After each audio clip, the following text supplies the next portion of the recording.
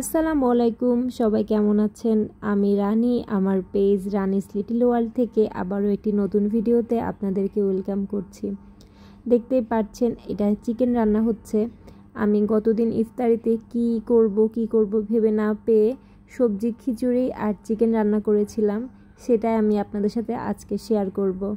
I hope সবার ভালো লাগবে এবং যারা আমার ওয়েল উইশার আছেন, আমি চাইবো আপনারা ভিডিওটি না টেনে সম্পূর্ণ দেখবেন, এটা আমার অনেক হেল্প হবে। ধন্যবাদ। যাই হোক, চিকেন রান্নার রেসিপি তো সবাই কম বেশি জানেন।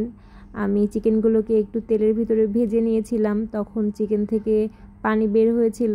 তার ভিতরে আমি টমেটো, আদা রসুনের পেস্ট, বিভিন্ন গুঁড়া মশলা দিয়ে দিয়েছিলাম।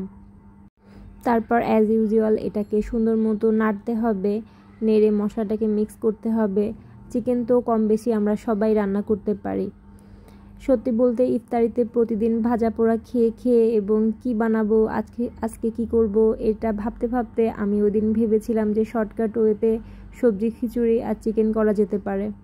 যেই ভাবা সেই কাজ। আমি ফার্স্টে খিচুড়ি রান্না করেছিলাম, তারপরে আমি চিকেনটা রান্না করেছিলাম। আমি খিচুড়ির রেসিপিটাও আপনাদের সাথে শেয়ার করব খুব শীঘ্রই।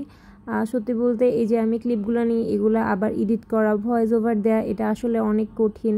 যেহেতু আমি 2 বাচ্চার মা, আমার অনেক কাজ থাকে, বাচ্চাদেরকে সামলানো, ঠিকমতো খাওয়ানো, ঘুম পাড়ানো, বড়টাকে হোমওয়ার্ক করানো, তার ভিতরেও আমি যতটুকু সময় পাই আমি এগুলা করি।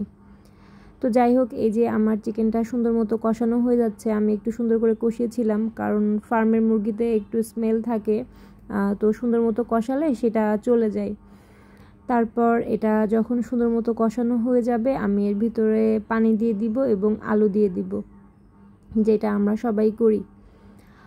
সত্যি বলতে এত লং ভিডিও চিকেন রান্নার আমার দেওয়ারও কোনো ইচ্ছা ছিল না, বাট আমার ফেসবুকের এই পেজ আমাকে বারবার বলতেছে লং ভিডিও দেওয়ার জন্য, 3 মিনিটের বেশি ভিডিও দেওয়ার জন্য। আমি এখন 3 মিনিটের বেশি ধরে কি রেসিপি দিব বা শর্টকাট কি দিব আমার কিছুই মাথায় আসে না, কারণ বাসায় যেহেতু আমরা মানুষ কম, আমি খুবই অল্প রান্না করি। সো যেইটুকুই রান্না করি আমি ট্রাই করতেছি যে সেই রেসিপিগুলোই আপনাদের সাথে শেয়ার করার জন্য।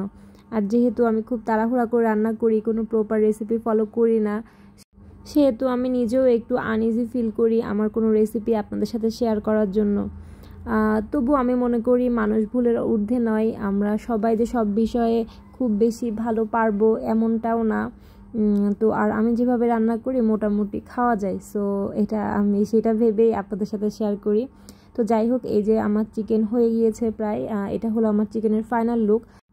দেখতে কেমন হয়েছে জানাতে পারেন এবং সম্পূর্ণ ভিডিও দেখার জন্য অনেক ধন্যবাদ। পাশে থাকবেন।